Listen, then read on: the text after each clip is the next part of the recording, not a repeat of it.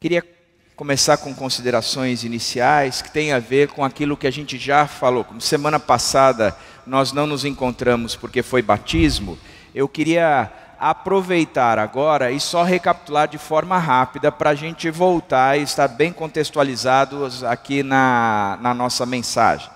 O que nós vimos na primeira mensagem com Israel foi que há em nós, ou para nós, em Cristo Jesus, uma vida nova. Mas agora que vocês foram libertados do pecado e se tornaram escravos de Deus, o fruto que colhem leva à santidade e o seu fim é a vida eterna.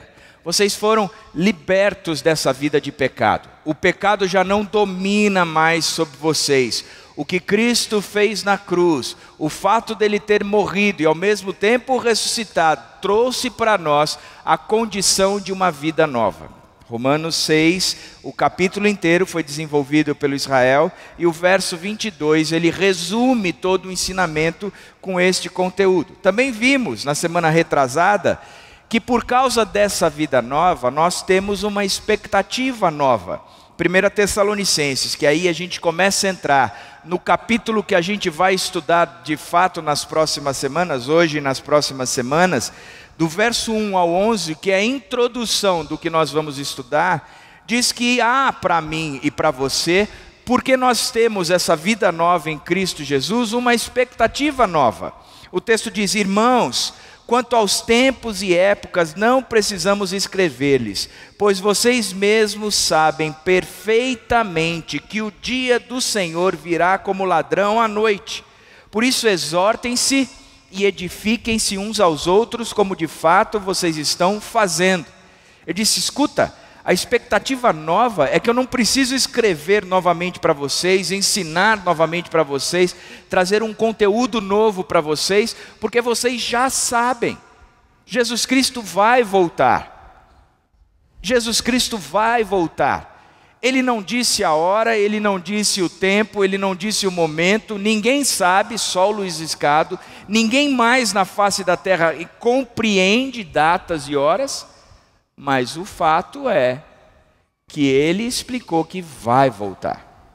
E porque ele voltará, vocês têm que viver exortando e edificando uns aos outros, como de fato vocês estão fazendo. O texto é muito claro, dizendo a expectativa é de que Jesus Cristo vai voltar. Nós vivemos hoje como se Jesus Cristo fosse voltar o mais rápido possível, porque a certeza que temos é que o Mestre voltará. Então, porque ele vai voltar, a maneira como eu vivo hoje, já que eu sei o final da história, ela é totalmente diferente. Eu sei o que vai acontecer, porque sei o que vai acontecer, eu não preciso viver de forma preocupada ou como o mundo vive. Eu estou liberto de tudo isso porque eu sei o que vai acontecer. Não é algo escuro ou escondido para mim, é revelado. E por causa disso, o que eu faço hoje é promover o meu irmão. Eu exorto e eu edifico. Eu promovo o próximo. Eu caminho com o próximo de forma que ele cresça. Porque a conversão é a conversão de nós mesmos para Deus, e o resultado de tudo isso é que nós nos convertemos para o próximo. A expectativa é nova. E aí traz uma terceira característica, que é de encorajamento. Nós temos que encorajar primeiro os líderes. Agora lhe pedimos, irmãos, que tenham consideração para os que se esforçam no trabalho entre vocês, que os lideram no Senhor e os aconselhem. E depois encorajar os irmãos. Exortamos vocês, irmãos, que advirtam os ociosos, que confortem os desanimados, que auxiliem os fracos, que sejam pacientes para com todos, que tenham o cuidado para que ninguém retribua o mal com o mal, mas sejam sempre bondosos uns para com os outros e para com todos. Já que eu me convertir para Cristo de mim mesmo, eu estou convertido para o meu próximo. E eu passo, então, olha as ações que nós temos que fazer: advertir, confortar, auxiliar, ser paciente, ter cuidado, ser sempre bondoso. Significa que é uma conversão para Jesus Cristo que promove de fato algo para o meu próximo. Então, a introdução desse texto todo, ele traz o conceito de que nós estamos numa vida nova. Essa vida nova tem uma expectativa nova, uma esperança nova, porque nós sabemos o final dessa história toda.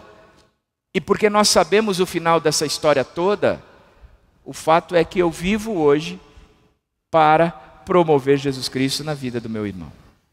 Eu existo para isso. Pois bem, a pergunta que eu termino essa história dizendo: você tem sido um agente de encorajamento para os seus líderes e irmãos? Você tem. Porque se você tem a vida nova e essa expectativa nova, o resultado de tudo isso na sua vida é que você é um agente de encorajamento para os líderes e para os irmãos. Você tem. Você tem sido. Essa pergunta você vai responder para você mesmo. É bom analisar e, se tiver que fazer algumas mudanças, que faça. Agora eu quero pensar, voltando para a nossa série, passos de uma vida cristã. E aí a gente vai se firmar no texto de Tessalonicenses 5, 16 a 8. Passos de uma vida cristã. E o texto diz assim: alegrem-se sempre, orem continuamente, deem graças em todas as circunstâncias, pois esta é a vontade de Deus para vocês em Cristo Jesus. Alegrem-se sempre, orem continuamente, deem graças em todas as circunstâncias, pois essa é a vontade de Deus para vocês em Cristo Jesus. Alegrar, orar, ser grato. 3 passos que, como cristão, nós temos que estar dando. O texto começa com um passo bem bacana. Alegrem-se sempre. Alegrem-se sempre. Alegrem-se sempre. Ele não propõe que a alegria é algo circunstancial ou algo passageiro, como se fosse um porto que de vez em quando eu atraco o meu navio, desfruto da alegria, embarco novamente e sigo viagem até um outro porto, onde encontrarei a alegria, e aí me alimento daquela alegria, embarco outra vez novamente, pego mares bravios, mares tempestuosos, que me roubam a alegria, que escoam toda a minha razão, até que eu chego num porto novamente, ali eu atraco o meu navio, eu desço ali, eu desfruto da alegria, recupero a alegria para entrar. Não, ele está dizendo: escuta, a alegria é a marca de um cristão. A alegria não é o lugar que você vai chegar, mas é o caminho que você vai trilhar. A alegria tem que ter essa característica bem presente na vida de vocês, que quando olharem para vocês, quando enxergarem vocês, quando definirem vocês, vão dizer: escuta, aquele sujeito é um sujeito alegre, aquela mulher é uma mulher alegre, aquela família é uma família alegre. Ali, mesmo no meio de todas as crises, a alegria não foi roubada, eles continuam firmes na alegria. E essa é uma das marcas e uma das características do cristianismo. A alegria tem que ser de forma absoluta a jornada, o caminho, a trilha que nós seguimos. E aí a gente tem que repensar um pouco. Porque é interessante de ver o que este mundo oferece, como se este mundo oferecesse uma corrida atrás da alegria. Escuta, no dia que você ganhar na loteria e se tornar milionário, aí você vai ser feliz. No dia que você for naquela festa, e naquela festa você encher a cara e pegar todas as meninas ou todos os meninos, você será feliz. No dia que você conquistar o título que você mais alcança, título nesse caso que eu estou dizendo é título profissional, não é título de campeonato. Que eu já não vou mais falar sobre campeonato nessa igreja, mudei. Então mesmo que você não tenha mundial, não é deste título que eu estou falando. Eu estou falando de um título profissional. Eu quero ser doutor, eu quero ser mestre. Mesmo que você não tenha este título, quando eu alcançar, aí eu serei feliz. Quando eu alcançar esse cargo, ou essa função dentro da minha empresa, quando eu alcançar o ser diretor, presidente, CEO, aí eu alcançarei o ápice. Engraçado é que Paulo está ensinando, dizendo: alegre-se sempre. Mesmo que você não alcance esse cargo, alegre-se sempre. Mesmo que você não ganhe na loteria, alegre-se sempre. Mesmo que você não conquiste este título, alegre-se sempre. Mesmo que você não vá para essa balada, alegrem-se sempre. Alegrem-se sempre. Parece que Paulo está ensinando que os passos de uma vida cristã exigem a colocação de um óculos novo.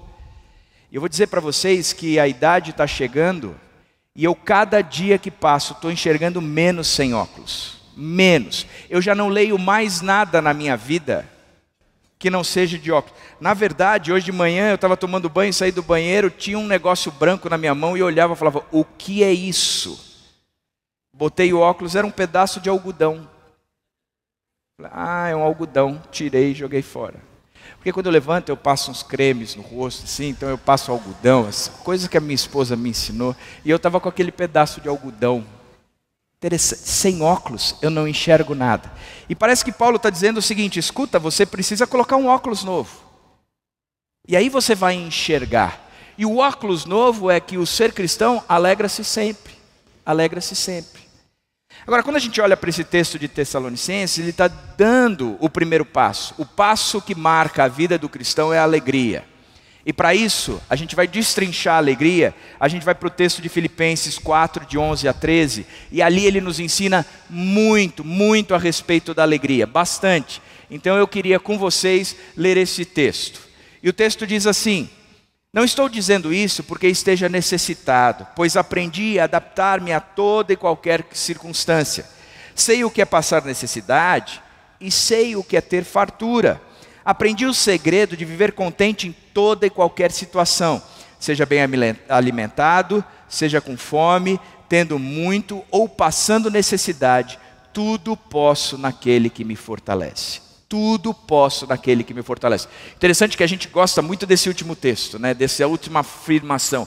Tudo posso naquele que me fortalece. Às vezes a gente está dirigindo o carro e tem um caminhão na frente e no para-choque do caminhão está escrito tudo posso naquele que me fortalece. Você está andando o carro, o cara está fazendo a maior barbeiragem do mundo, ultrapassando todo mundo, abre a janela, xinga todo mundo, mas atrás tem aquele adesivo gigante no carro, tudo posso naquele que me fortalece. Tem pessoas que chegam para mim e dizem, eu não tenho dinheiro, mas eu vou trocar o meu carro porque eu tudo posso naquele que me fortalece. Tem pessoas que dizem, olha, eu vou dar um jantar na minha casa e eu não vou convidar a minha sogra porque eu tudo posso naquele que me fortalece. A pessoa define como a liberdade que ele tem para fazer qualquer coisa, porque qualquer coisa pode ser feito por ele, porque tudo ele pode naquele que o fortalece. Só que a Bíblia nunca deve ser lida um texto isoladamente, tem que sempre estar no contexto. E o contexto de que tudo posso naquele que me fortalece é aprender a viver de forma contente mesmo quando tudo vai mal. É aprender a ser feliz mesmo quando não se tem nada. É aprender a ter tudo mesmo quando tudo não se tem e ainda assim se viver feliz. Por isso, da próxima vez que você ler o texto, tudo posso naquele que me fortalece, que seja lido com esse contexto. O contexto de que se eu não tiver nada, eu ainda assim posso continuar sendo feliz. Tudo posso naquele que me fortalece. Eu aprendi o segredo de viver contente e toda em qualquer situação. A primeira realidade que a gente tira desse texto é que a vida é dura. A vida é dura. Eu lembro do Felipe, era pequenininho, devia ter seus 3, 4 anos, brincando na casa do meu pai, pulando na cama, caiu, bateu na quina, abriu a cabeça, sangrava pra caramba. Eu e a Dani estancando o sangue com um pano e comprimia aquele corte na cabeça sangra bastante. A gente comprimia, e ele com a cabecinha no travesseiro gritava, a vida é dura, a vida é dura, a vida é dura. Eu falava, a vida é dura, mas a cabeça também, por isso que não pode bater com aquela na quina. A vida é dura. A vida é dura. Engraçado que na mente da gente, a gente vive correndo atrás de uma condição de vida tão boa e tão agradável, como se a gente chegasse no nirvana, alcançasse o estado de luz absoluta, onde nada mais nos influenciasse. E o que a Bíblia está nos ensinando é que isso não existe, que a vida é dura. Paulo diz assim: não estou dizendo isso porque esteja necessitado, pois aprendi a adaptar-me a toda e qualquer circunstância. Sei o que é passar necessidade e sei o que é ter fartura. Por que a vida é dura? Por causa do contexto que Paulo está escrevendo tudo isso. Ele está escrevendo para uma igreja em Filipos, ele tinha acabado de fazer a sua terceira viagem missionária, ele chega novamente em Jerusalém, e Tiago chega para Paulo e diz assim: Paulo, é o seguinte, você está pegando muito pesado com os judeus, cara. Os caras estão muito bravos com vocês, já estão com a paciência esgotada, eles estão querendo dar o troco em vocês de qualquer jeito. Então pega leve. Paulo é levado então para frente do Sinédrio, onde os caras queriam, e o Sinédrio era lugar de julgamento, onde eles queriam conversar e tirar algumas dúvidas com Paulo. Isso você pode ver no capítulo 23 de Atos. E aí lá no Sinédrio, Paulo chega na frente de todos os irmãos judeus dele, que dali diz: escuta, gente, vocês estão me condenando por algo que eu não acho justo. Eu tenho a minha consciência limpa, porque tudo aquilo que eu prego, que eu ensino e que eu falo, tem coerência com aquilo que eu vivo. Então, se vocês estão me condenando por aquilo que eu falo, vocês também estão condenando por aquilo que eu vivo, porque eu tenho a minha consciência limpa. E o sumo sacerdote Ananias fica bravo com ele, dá um toque em alguém e manda o sujeito dar um tapa na boca de Paulo. E Paulo vai, recebe aquele tapa na boca, e ele ficou indignado e disse: escuta aqui. Olha para ele e diz: você é um cara branquejado. Como quem dissesse: é um túmulo, aquele túmulo caiado, por fora está tudo branco, bonitinho, mas por dentro o pão é bolorento. Você não tem autoridade e não tem direito de fazer. E aí tocaram, Paulo disse: escuta, o sumo sacerdote. Errei, não deveria nunca ter falado isso, nunca. Pois está escrito: não fale mal de uma autoridade do seu povo. Olha que coisa para os dias de hoje. Não fale mal da autoridade do seu povo. Paulo reconhece o erro e diz: não fale mal da autoridade do seu povo. Estava escrito isso, era lei, ele não podia fazer isso. Pois bem, agora Paulo, quando vê que isso acontece, ele diz: a minha batata assou mais ainda.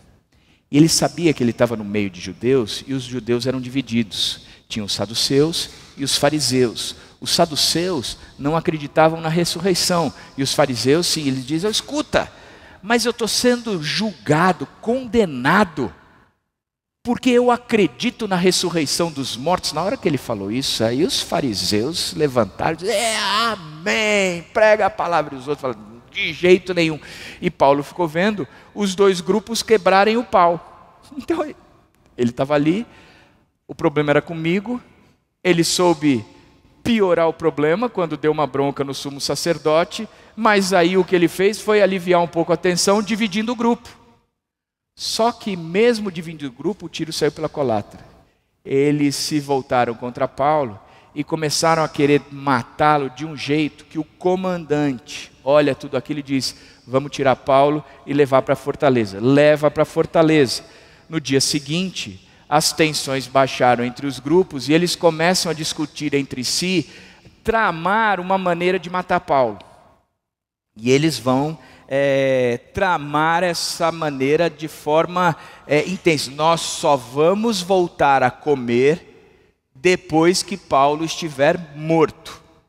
E começaram uma greve de fome e uma ação até que Paulo fosse morto. Paulo tinha uma irmã e a sua irmã tinha um filho. O sobrinho de Paulo, ouvindo essa história toda, foi contar para Paulo. Disse: Paulo, é o seguinte, os caras estão tramando contra você, tio.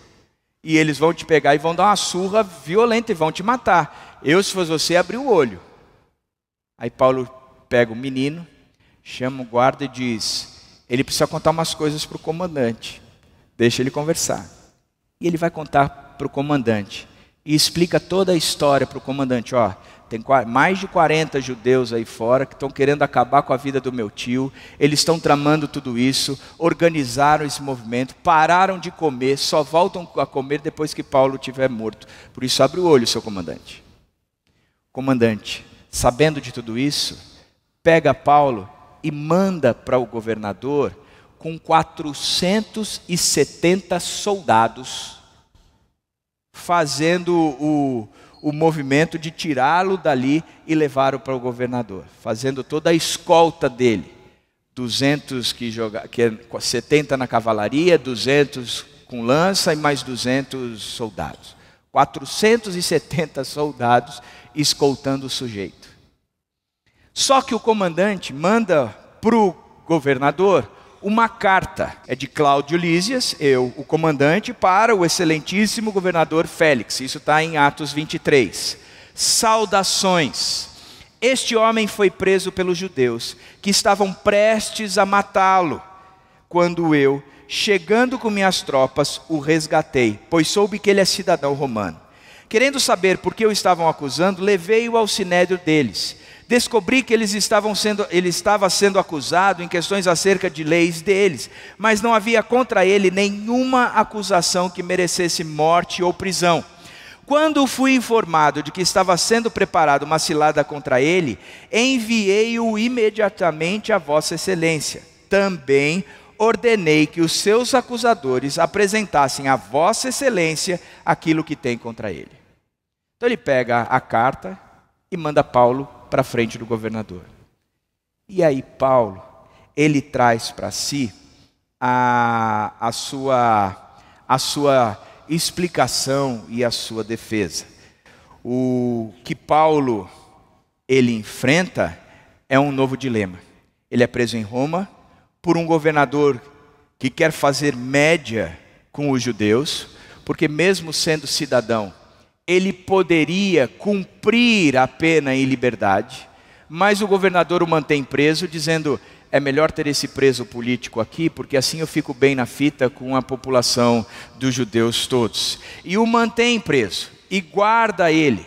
E Paulo fica numa prisão domiciliar. E esta prisão domiciliar, ele como preso, ele tinha que bancar todas as suas despesas. A comida, o aluguel, a roupa, o cobertor, a água, a caneta, o papel, tudo o que ele precisava para poder arcar com as suas despesas, ele mesmo tinha que pagar. Então ele estava ali preso de forma injusta, com acusações injustas. Ele estava preso, mesmo sendo cidadão romano, ele poderia responder em liberdade, estava preso de forma domiciliar.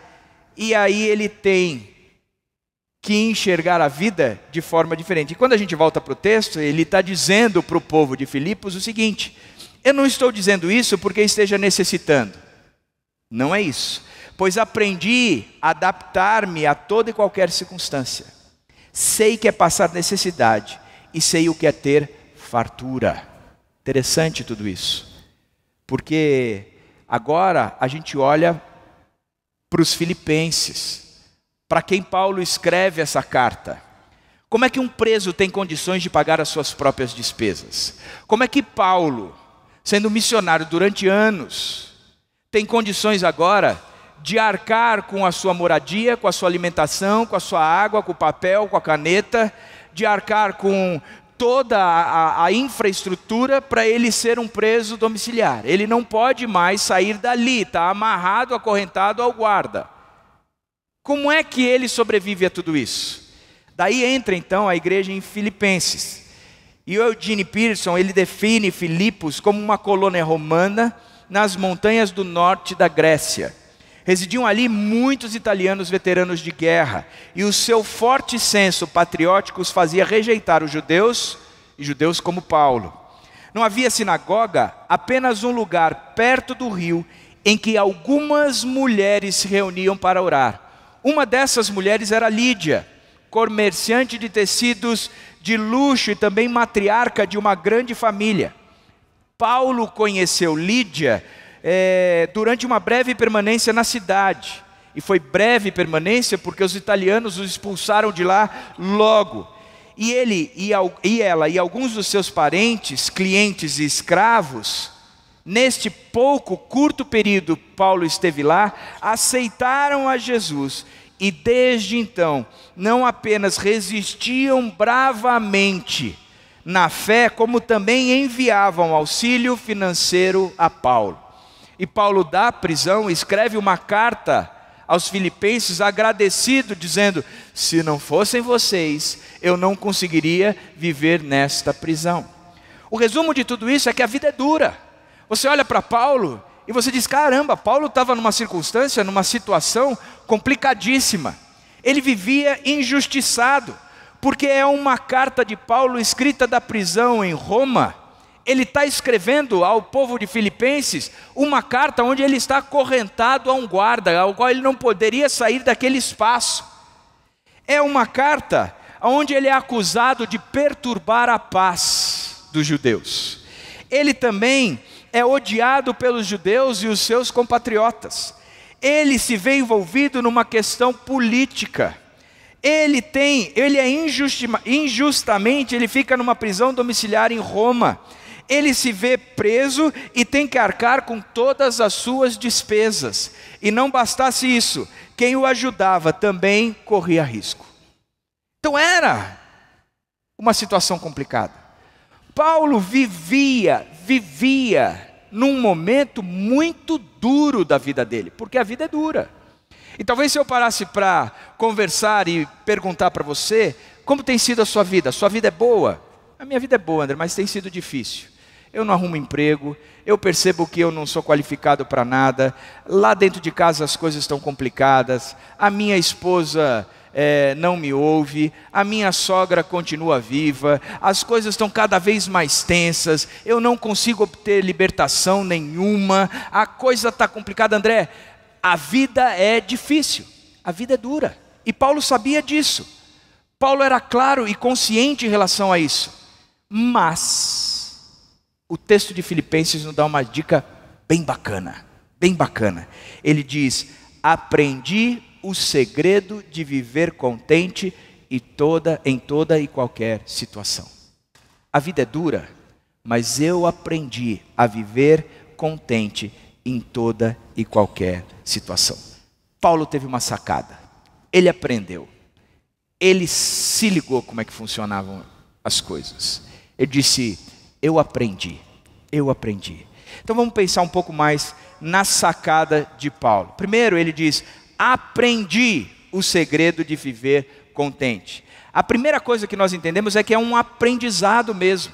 É algo que se tem que se exercitar em cima até que a coisa seja desenvolvida. Meus filhos jogam uma partida de videogame que chama Fortnite. É uma ilha que 400 soldados guerreiros, 100 soldados e guerreiros caem nessa ilha. São 100 jogadores do mundo inteiro. E quando eu digo mundo inteiro mesmo. A filhinha do Renan foi jogar, era um time de 4 jogadores, jogou ela e mais 3 russos. São 100 jogadores do mundo inteiro nessa partida. E um tem que pegar o outro, matar o outro, e aí vai afunilando, e o último que sobrevive ganha. Eu fico vendo eles jogarem, eu tenho maior vontade de saber jogar esse jogo. Tenho mesmo, tenho uma vontade absoluta, mas assim, soberana de jogar esse jogo. Mas tenho a maior preguiça de treinar. Não quero treinar de jeito nenhum. E aí eu criei um personagem para mim que pode jogar. E eu cheguei para o meu filho mais velho e falei assim: Pedro, eu queria jogar contra o seu primo, meu sobrinho, o Gabriel. E o que está sendo dito aqui vai ficar aqui, que o Gabriel não saiba. E só estou falando isso porque ele está no acampamento. Assim, nós vamos entrar e a gente joga da seguinte maneira: põe o fone de ouvido, o esquadrão ali que ele está jogando, um ouve o que o outro está falando, e aí vão trabalhando tudo até matarem todos os personagens. Assim, eu vou de fone de ouvido e eu vou falando com o Gabriel, só que quem joga é você. Assim, beleza. Então, eu que ia falando. Gabriel, você é ruim pra caramba, vamos pra lá, vamos pra cá. E quem jogava era o Pedro. Até hoje o Gabriel acha que eu sou o maior craque do mundo. E o meu avatar jogou bem. Agora, valeu de nada. Porque não fui eu que pratiquei.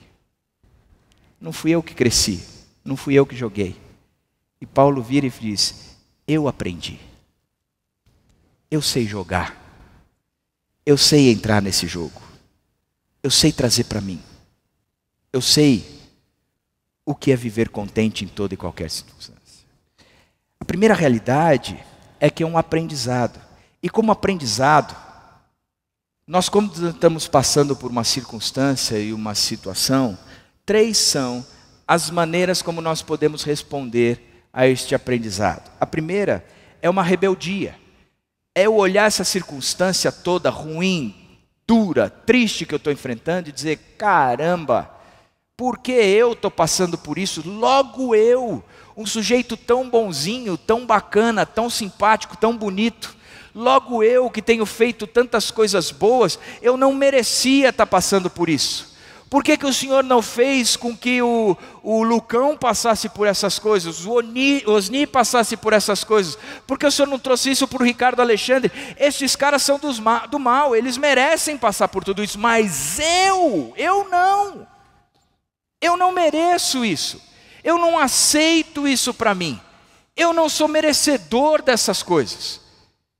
E aí eu me rebelo em relação à situação. Eu olho para a situação e digo, eu não quero passar por isso, eu não quero enfrentar isso, eu não quero viver isso, porque eu não sou digno de passar por isso, de enfrentar isso ou de merecer isso. A segunda atitude é uma atitude de resignação. É eu chegar e falar assim, não tem solução mesmo. A circunstância apareceu, os problemas surgiram, a luta está aí, eu não tenho como evitar tudo isso, então vamos enfrentar essa situação e vamos passar por essa história toda aí. Vamos em frente que atrás vem gente. A terceira atitude é com regozijo, é com alegria, é com contentamento. Mas aí a gente tem que entender que o aprendizado tem que entrar na nossa vida.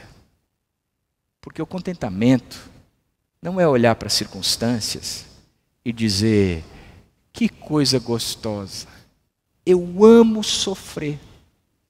Amo. Cara, eu gosto.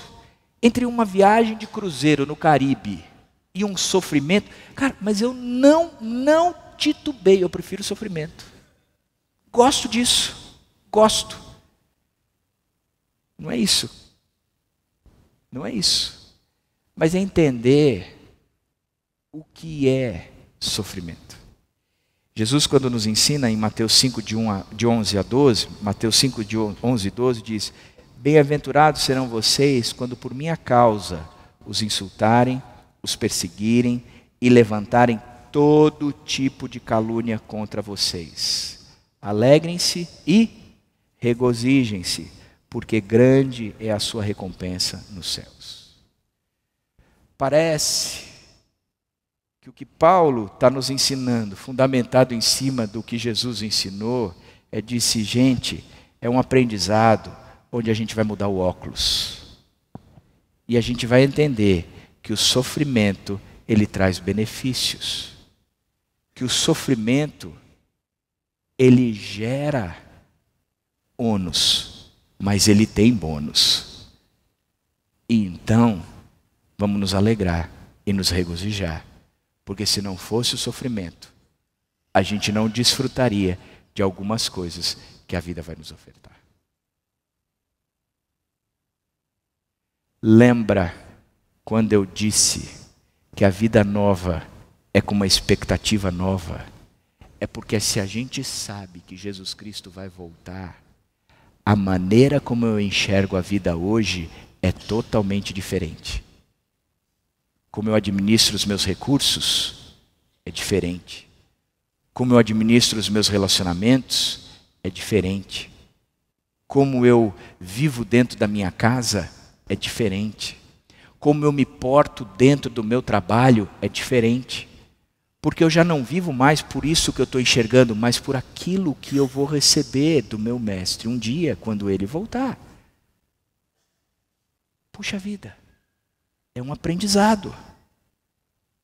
Qualquer tipo de sofrimento é um aprendizado. Um aprendizado para eu aprender a viver contente em toda e qualquer circunstância. Segunda coisa é que, além de um aprendizado, ele é uma baita oportunidade. Aprendi o segredo de viver contente em toda e qualquer situação. Se não fosse essa situação que Paulo está passando agora, preso em Roma, ele nunca teria aprendido algumas coisas que o classificaram e o tornaram como um dos grandes homens de Deus. Ele disse, eu aprendi. Sabe o meu sofrimento? Eu aprendi com ele. Sabe as lutas? Eu aprendi com ela. E foi uma oportunidade de aprender e agir de forma diferente. Porque a verdade é a seguinte, quando eu enxergo que Jesus Cristo vai voltar, a maneira como eu enxergo o mundo é diferente. E a maneira como eu ajo dentro do mundo é diferente. Por isso eu me porto de forma diferente. Eu me relaciono de forma diferente. As ações que eu tenho, elas são de forma diferente. Por isso que Paulo, em Romanos capítulo 2, diz, transformai-vos pela renovação da vossa mente. Quando você aprende a pensar de forma diferente, a enxergar tudo de forma diferente, porque os seus valores, os seus conceitos, os seus princípios, a maneira de você enxergar todas essas coisas são diferentes, eu vou me portar, eu vou agir, eu vou promover coisas diferentes. Mas enquanto esta maneira de enxergar não for modificada, eu continuo fazendo as mesmas coisas. As minhas ações, elas são pontuadas em cima daquilo que eu creio. Eu não consigo mudar se eu não tiver princípios e valores diferentes. Você não consegue pegar um programa de computador na expectativa de que aquele programa que está configurado, programado para dar determinadas respostas quando os dados são colocados aqui de forma correta, você não tem condições de que essas respostas sejam diferentes se não existir uma programação diferente. Portanto, a programação diferente tem que ser aplicada. Como eu penso, como eu enxergo o mundo, portanto, eu vou agir de forma diferente. É uma baita oportunidade. É uma baita oportunidade para quê? Paulo dizia para duas coisas. Primeiro, para evangelismo, para uma postura de explicar o evangelho. Em Atos 23, 11, na noite em que ele estava preso na fortaleza, que o comandante tinha tirado ele do meio do povo judeu que queria matá-lo, disse, na noite seguinte, pondo-se ao lado disse, coragem, assim como você testemunhou a meu respeito em Jerusalém, deverá testemunhar também em Roma. Olha que história, coragem, coragem. Você vai enfrentar lutas, eu disse para Paulo, você vai enfrentar situações que da mesma maneira como você teve a oportunidade de falar a meu respeito no meio dos judeus todos, você vai ter essa oportunidade para falar ao meu respeito no meio do povo de Roma. Você vai para o governador de Roma, você vai falar quem eu sou para esses caras. Que oportunidade, hein, Paulo, que eu estou dando para você. Aproveita, cara, aproveita. Paulo no dia seguinte quando levantou disse, eu estou pronto porque eu estou enxergando a coisa lá dentro. Então eu vou me posicionar de forma diferente. Eu posso apelar aqui, fazer um monte de coisa. Escuta, eu sou cidadão romano, eu não preciso estar nessa... É coragem, porque o meu negócio é, já que eu vou para a cadeia, da cadeia, eu vou falar. E quanta gente ouviu a respeito de Cristo, por causa de Paulo na cadeia. 2 anos, pelo menos, ele ficou nessa prisão domiciliar. Imagina o que não é ser soldado de Paulo acorrentado 2 anos. Imagina, 2 anos. Que baita oportunidade. John Piper, um dos grandes pastores dos Estados Unidos, Ele tem um artigo na internet que você pode procurar, dizendo, o título é Não Desperdice o Seu Câncer. Acho engraçado, porque quando a gente tem câncer, uma das coisas que a gente não gosta de falar é o nome da doença. A gente não fala câncer, fala a doença. A doença. E o John Piper, ele escancara isso, dizendo, não desperdice o seu câncer. É uma baita oportunidade para você crescer. E ele escreve com autoridade, porque ele foi diagnosticado com câncer de próstata.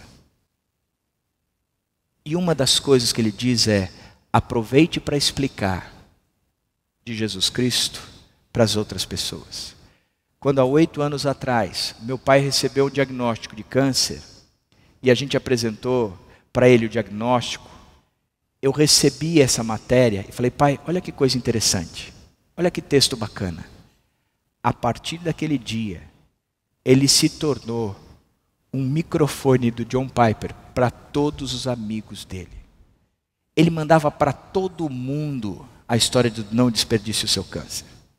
Ele escreveu para a família inteira, dizendo, não vou desperdiçar o meu câncer. E se tem uma coisa que meu pai fez, foi aproveitar essa oportunidade mesmo. Interessante de pensar. Evangelismo. Evangelismo. Talvez você nunca tenha caído a ficha de que você tem responsabilidade por falar de Cristo para as pessoas que estão do seu lado. Acorda. E aproveita as oportunidades que você está vivendo para falar de Cristo para os outros. Que as crises sejam o púlpito do qual você vai falar da alegria em Cristo Jesus. Segunda coisa, é uma oportunidade de maturidade. Tiago, este que alertou Jesus a respeito, Paulo a respeito do que ele estava fazendo com os judeus, diz, meus irmãos, considerem motivo de grande alegria o fato de passarem por diversas provações. Eu adoro esse texto, porque me dá a impressão de que Tiago é louco. Bebeu muito vinho da transformação e escreveu o texto.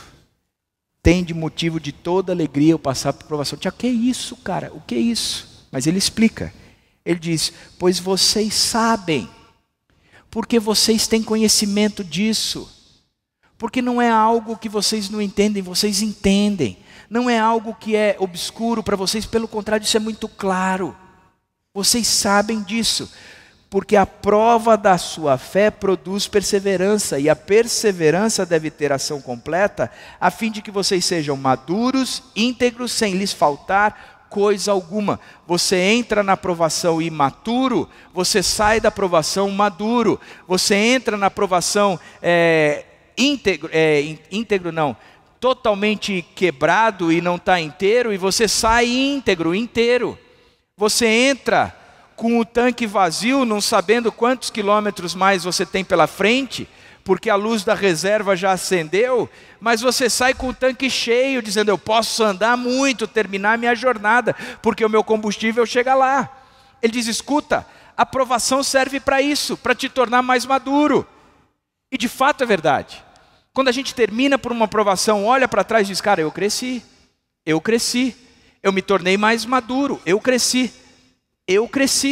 E essas situações da nossa vida, elas têm que promover isso para nós. Lembro de meu sobrinho, quando a gente estava na Disney, ele queria ir para um brinquedo e tinha o marcador de tamanho de criança que poderia participar. Está lá marcado. Ele ia, ele era menor, aí não podia ir, ó, Gabriel, Lucas, você não pode ir, vai ter que esperar. E ficava um dos mais velhos com ele do lado de fora. Até que a gente foi para a área das crianças menores e o marcador diminuiu. Na hora que o marcador diminuiu, ele veio ver que ele podia, que ele já era maior que o marcador, ele saiu correndo na Disney, gritando, eu cresceu. Que seja assim as lutas e as dificuldades na nossa vida. Que ao término dela, nós com alegria possamos sair gritando, cresci, hoje eu sou mais parecido com Jesus Cristo, na minha jornada para o reino celestial dei um baita passo. Um passo gigantesco, porque é a oportunidade de falar de Cristo, mas ao mesmo tempo que é a oportunidade de falar de Cristo, também é uma oportunidade para crescer. A terceira coisa é que é uma questão de expectativa. O texto de Atos 24, 14 a 16, quando Paulo já está se defendendo ao governador Félix, ele diz: creio em tudo o que concorda com a lei e no que está escrito nos profetas. Disse: governador, é o seguinte, eles estão me acusando de um monte de coisas, mas o que eu quero que você saiba é que eu acredito em tudo o que eles falam a respeito da lei e o que eles falam a respeito dos profetas. Eu tenho em Deus a mesma esperança desses homens, de que haverá ressurreição, tanto de justos como de injustos. Por isso procuro sempre conservar a minha consciência limpa diante de Deus e dos homens. Eu acredito num dia que virá. Eu acredito num dia onde a morte será vencida de fato. Eu acredito que num dia todos nós estaremos na presença de Jesus Cristo, não mais como mortos, mas como vivos. E Ele virá sobre os mortos e os vivos, sobre os justos e os injustos. Eu acredito nesse dia. Portanto, uma das coisas que nós temos que entender é que nós não vivemos com os olhos fixos nos dias de hoje. Nós vivemos na expectativa daquele Deus que virá, daquele Jesus Cristo que um dia vai voltar.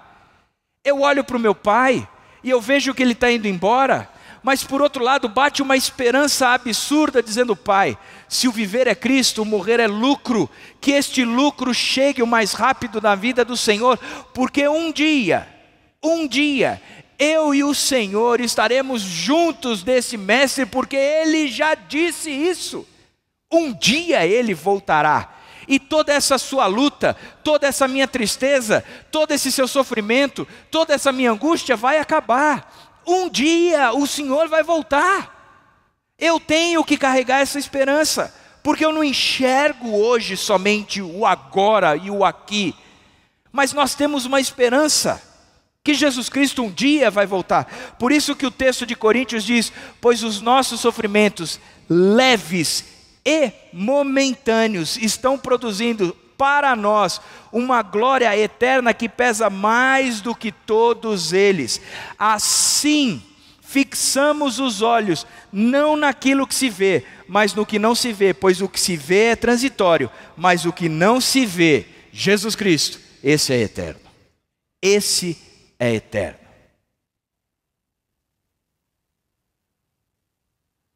Aonde é que você tem fixado os seus olhos? O que é que você tem trazido para você como esperança? Você está olhando as circunstâncias e todo o sofrimento, carregando-se de autopiedade, sobrecarregado de pensamentos que te derrubam, focado nas injustiças?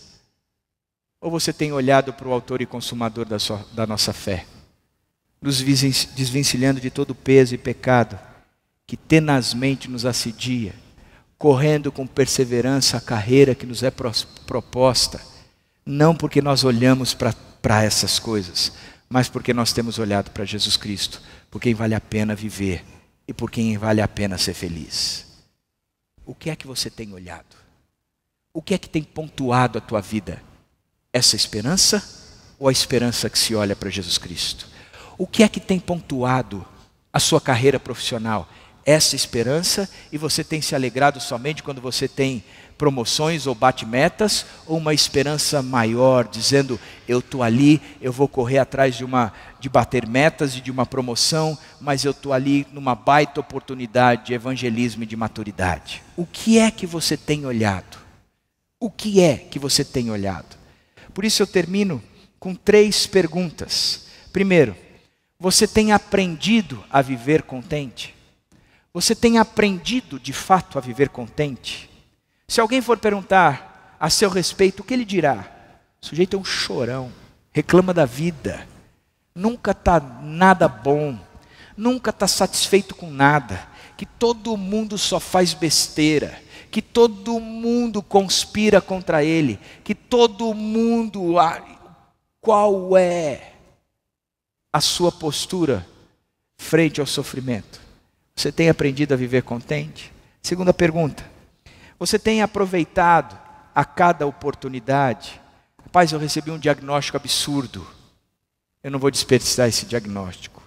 Baita oportunidade de eu falar de Jesus Cristo. Uma baita oportunidade de eu crescer com Jesus Cristo. Rapaz, eu perdi o meu emprego. Eu não vou desperdiçar essa oportunidade. É um baita momento para aprender a respeito de viver na dependência de Deus. Isso é ser maduro. É uma baita oportunidade de eu explicar para os outros o que é viver na dependência de Deus. Eu não vou desperdiçar dessa oportunidade. Eu não vou desperdiçar essa oportunidade. Você tem aproveitado cada oportunidade? E por fim, você tem olhado para o que é importante? Onde é que os teus olhos se fixam? No sofrimento? Os olhos se fixam na dor? Na injustiça? Ou os olhos se fixam em Jesus Cristo? Aquele que suportou tamanha dor, para que nós pudéssemos vencer este mundo. Aquele que disse que nós passaríamos por aflições, mas que para nós só caberia o ter bom ânimo, porque a gente não precisa vencer o mundo, Ele venceu o mundo por nós. Para aquele que disse que a gente andaria por vales, que o que faz sombra é a morte, mas nem a morte vai nos trazer medo, porque Ele está conosco, nos consolando e nos encorajando. Para aquele que recebe um diagnóstico, para aquele que perde um parente, para aquele que perde um emprego, como é que você tem enxergado essa situação toda? Dizendo, não é justo? Ou dizendo, a dor existe, mas é uma baita oportunidade de eu transformar tudo isso na maior explicação de que existe um Jesus Cristo que é vivo e real. O que é que você tem olhado? Para onde é que você tem olhado? A minha oração é que a gente coloque o óculos novo. E ao abrir os olhos, a gente enxergue as coisas de Deus. Que a gente enxergue o próprio Deus. Que a gente veja Jesus Cristo. E nós sejamos inundados da alegria e do regozijo que só tem na presença desse Cristo. Que Deus abençoe sua vida ricamente.